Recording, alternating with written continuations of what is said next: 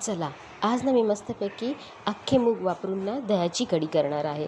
तर इथे पहिला मी हे मूग आहेत ते भिजवून घेतलेले आहेत आणि ते चांगले स्वच्छ धुवून कुकरला लावले. त्यामध्ये हळद आणि थोडंसं मीठ घातलेलं आहे आणि इथे मस्तपैकी 3 शिट्ट्यांमध्ये मूग छान शिजलेले आहेत. एका पातेल्यामध्ये एक पळी मी बेसन घेतलेलं आहे आणि 1 वाटी दही चांगलं पाणी घालून मी मिक्स करून त्याचं मिश्रण करून ठेवलेलं आहे.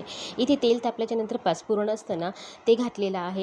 त्यानंतर मिरची, कढीपत्ता, लसूण आणि एक छोटासा कांदा मी लांब लांब चिरून घातलेला आहे. कांदा थोडासा लालसर झाल्याच्या नंतर ह्याच्यामध्ये हळद आणि मी थोडंसं चिमूटभर हिंग घातलेला आहे.